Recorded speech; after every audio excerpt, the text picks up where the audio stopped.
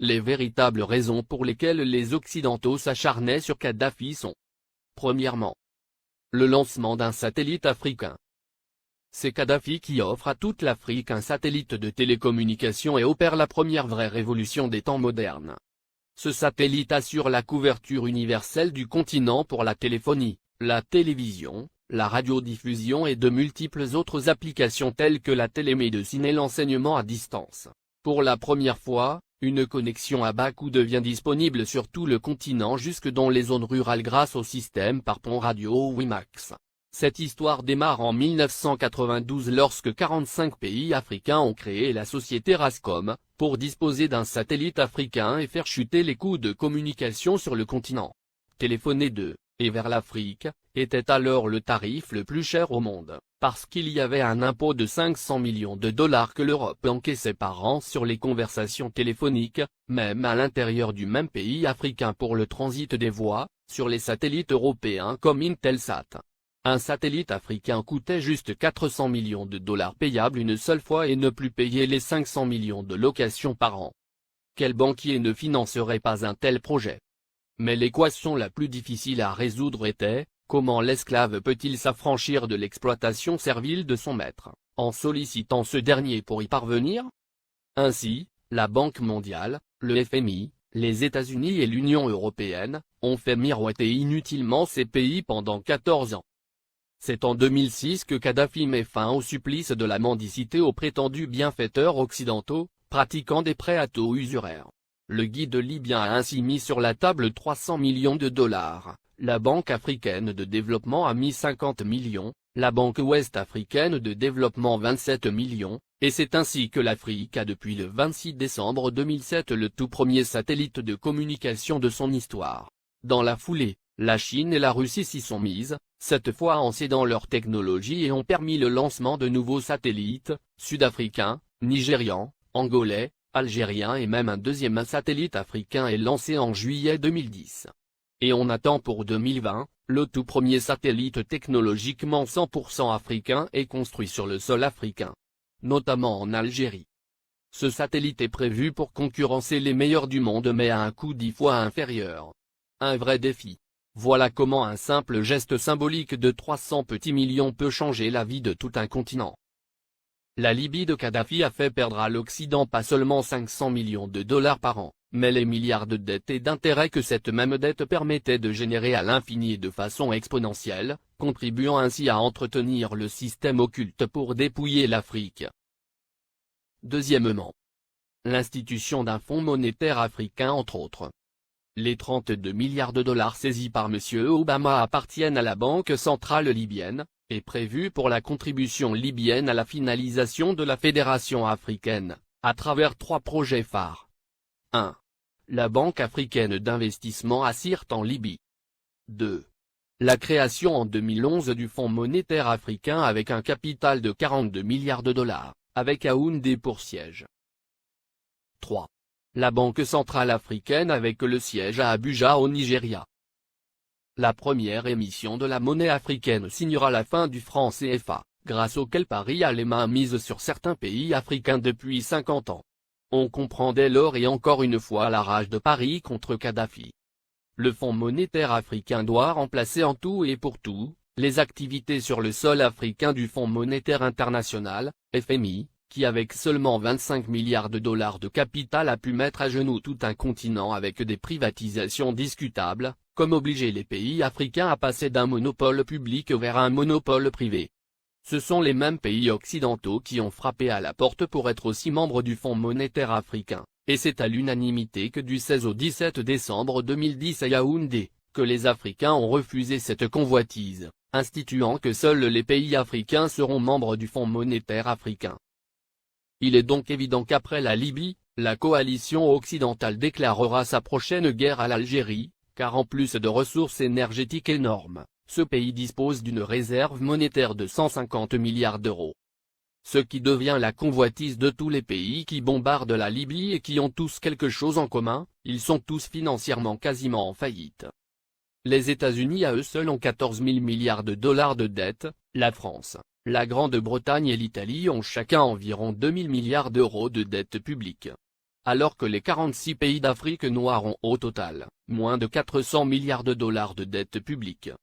Créer des fausses guerres en Afrique dans l'espoir de trouver de l'oxygène pour continuer leur apnée économique, qui ne fait que s'empirer, ne fera qu'enfoncer les Occidentaux dans leur déclin qui a débuté en 1884 lors de la conférence de Berlin.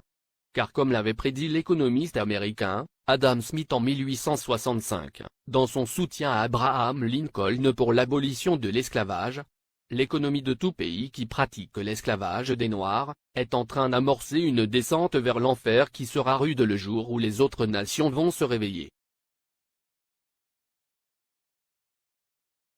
Pour empêcher Mouammar Kadhafi de concrétiser le rêve de millions d'Africains dès 2014, il fallait donc l'éliminer avant, ou perdre le contrôle total de l'Afrique. Voici toute la raison qui guida la France, les États-Unis, la Grande-Bretagne et leurs alliés dans leur campagne contre Kadhafi.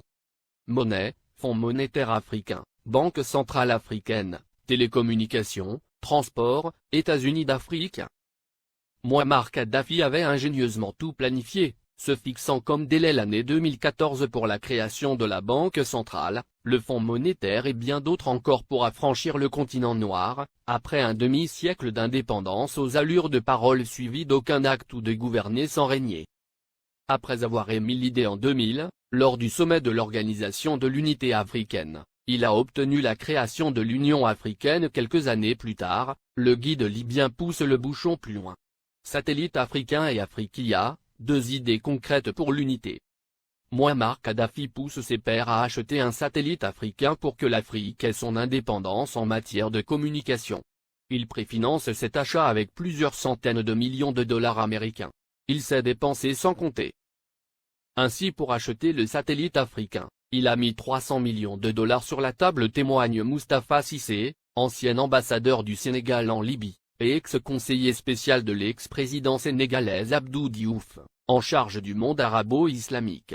Le guide de la Jamaïria libyenne offrit ainsi Rascom CAF 1, le premier satellite de télécommunication entièrement dédié au continent africain et ses îles. Il a été mis en orbite le 20 décembre 2007. Cela a été le premier lancement de l'histoire pour tous les pays africains. Kadhafi lance également la compagnie de transport aérien, Afriquia Airways, qui assure la liaison entre les capitales africaines et régions du continent.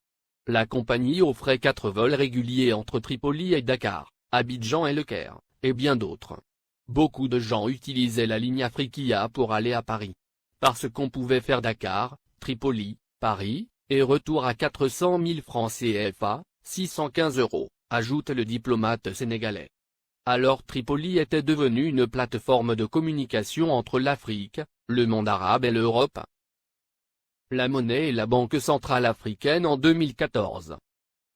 Kadhafi avait proposé la mise en place d'une union monétaire africaine, UEMA. Il avait dégagé 30 milliards de dollars pour la création de l'UEMA qui devrait avoir Yaoundé au Cameroun pour siège. Il avait également prévu la création d'une Banque centrale africaine, BCA, qui devrait installer son quartier général à Abuja, la capitale fédérale du Nigeria.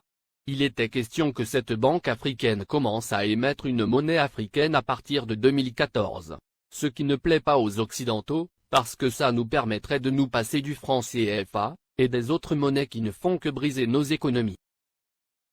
Kadhafi avait une politique africaine très dynamique. Du Sénégal au Tchad, en passant par la Guinée, la Côte d'Ivoire, le Ghana, le Libéria, le Bénin, le Togo, le Nigeria, le Niger, le Mali, etc.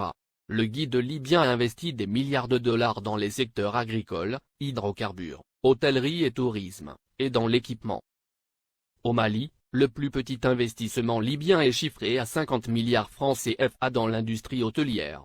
Ces investissements libyens dans l'hôtellerie sont estimés à plus de 50 milliards de francs CFA, a déclaré Oumar Bala Touré, directeur général de l'Office malien du tourisme. Plusieurs autres centaines de milliards ont été investis dans le secteur agricole. Pour les Maliens, Kadhafi est un homme qui s'est engagé pour la cause africaine. Le Conseil national de transition, CNT, est considéré au Mali comme un organe rebelle soutenu par la communauté internationale.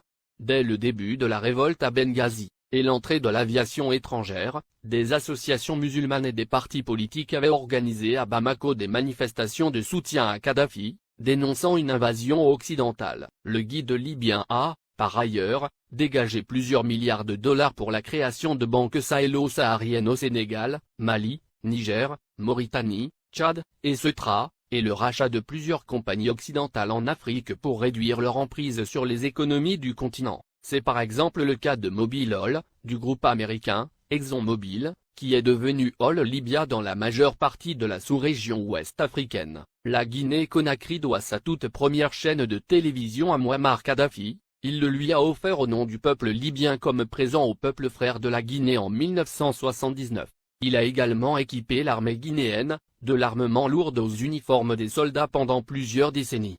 Sans compter un appui financier gigantesque. La vie des Libyens de l'ère Kadhafi. 1.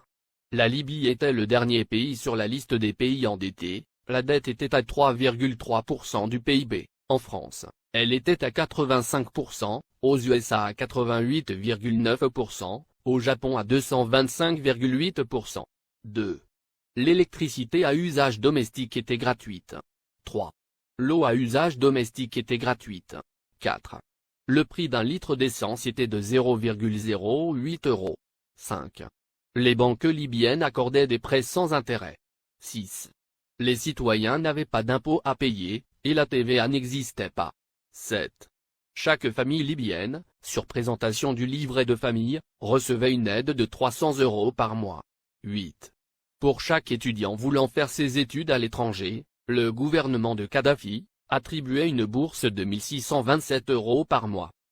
L'ONU, la France et les USA ont bombardé la Libye pour défendre leurs intérêts, objectif principal, détruire la création des États-Unis d'Afrique.